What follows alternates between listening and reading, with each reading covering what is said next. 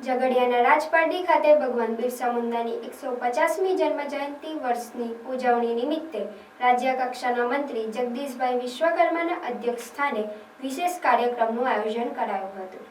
વિશ્વ આદિવાસી દિવસ નિમિત્તે આદિજાતિ વિકાસ વિભાગ ગુજરાત સરકાર દ્વારા ભરૂચ જિલ્લાના ઝઘડિયા તાલુકાના રાજપારડી PWD ગ્રાઉન્ડ ખાતે જિલ્લા કક્ષાની ભગવાન બિરસા મુંડાની 150મી જન્મજયંતિ વર્ષની ઉજવણી રાજ્ય કક્ષાના મંત્રી જગદીશભાઈ વિશ્વકર્માની અધ્યક્ષતામાં કરવામાં આવી હતી। શાળાના વિદ્યાર્થીઓ દ્વારા આદિવાસી વેશભૂષા ધારણ કરી આદિવાસી નૃત્ય કરવામાં આવ્યું હતું। આ પ્રસંગે અલગ અલગ લાભાર્થીઓને સન્માનિત કરવામાં આવ્યા હતા। આ કાર્યક્રમમાં ભરૂચ જિલ્લા કલેક્ટર ગૌરાંગ મકવાણા, ભરૂચ સાંસદ મનસુખ વસાવા, ઝઘડિયા વિધાનસભાના ધારાસભ્ય રીતેશ વસાવા, જિલ્લા પંચાયતના પ્રમુખ મહેન્દ્રસિંહ વાસદિયા, ઝઘડિયા તાલુકા પંચાયત પ્રમુખ, નેત્રંગ તાલુકા પંચાયતના પ્રમુખ, વાલિયા તાલુકા પંચાયતના પ્રમુખ, તાલુકા પંચાયત સદસ્ય પ્રકાશભાઈ દેસાઈ તેમજ ભારતીય જનતા પાર્ટીના હોદ્દેદારો, કાર્યકરો અને સ્થાનિક આગેવાનો ઉપસ્થિત રહ્યા હતા। આદિવાસી આગળ આવવો હોય તો કેટલાક કુરિવાજો છે, કેટલાક અંધશ્રદ્ધા છે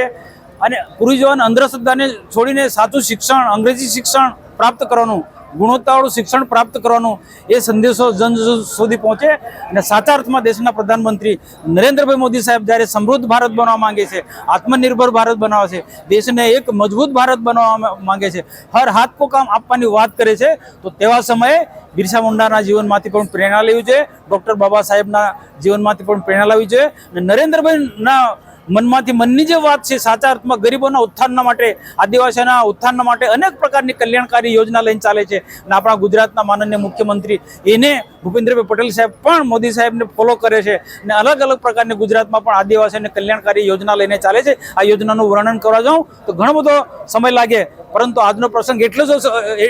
એ જ ઉદ્દેશ્ય છે કે આદિવાસીઓનો સાચા અર્થમાં વિકાસ થાય, આદિવાસી રાષ્ટ્ર પ્રવાહમાં છે એમાંથી ક્યાં વિખૂટા ન પડે અને રાષ્ટ્ર પ્રવાહમાં જોડાય ને રાષ્ટ્રના ઉત્થાનના માટે આદિવાસીઓનું ખૂબ મોટું યોગદાન હોય એ ઉદ્દેશ્ય છે અને ખરેખર દેશના પ્રધાનમંત્રી નરેન્દ્રભાઈ મોદી સાહેબનો અને ગુજરાતના માનનીય મુખ્યમંત્રી સાહેબનો ખૂબ ખૂબ આભાર માનું છું કે સાચા અર્થના આદિવાસીની તું ચિંતા કરી છે। આદિવાસી ભાઈ બહેનો માટેની વિલિંગનેસ આ વનબંધુ કલ્યાણ યોજના દ્વારા પણ છેવાડાના વ્યક્તિ સુધી આ સરકારના લાભોમાં છે, કેન્દ્ર સરકાર કે રાજ્ય સરકારના લાભોમાં છે। આજે રક્ષાબંધનનો તહેવાર છે અને છતાંય ગુજરાત સરકારની અંદર તમામે તમામ માન્ય મુખ્યમંત્રી શ્રી માંડવી ખાતે છે, તમામે તમામ મંત્રીશ્રીઓ આવી રીતે આદિવાસી જેટલા પણ જિલ્લા છે ત્યાં કાર્યક્રમ ઉજવાઈ રહ્યો છે। ભગવાન બિરસા મુંડાજીની આ 150મી જન્મજયંતિ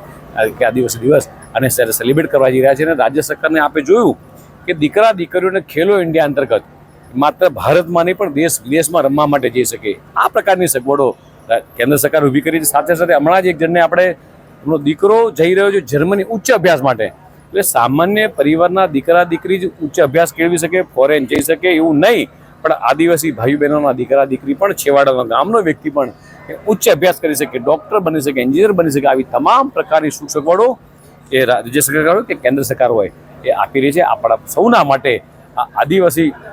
દિવસનું જે ગર્વ છે, ભગવાન બિરસા મુંડાજીનું જે જન્મજયંતિ ઉજવી રહ્યા છે એમાં સૌ સહભાગી થઈ અને વધુ આ પરંપરાને આગળ લઈ જઈએ એ છે।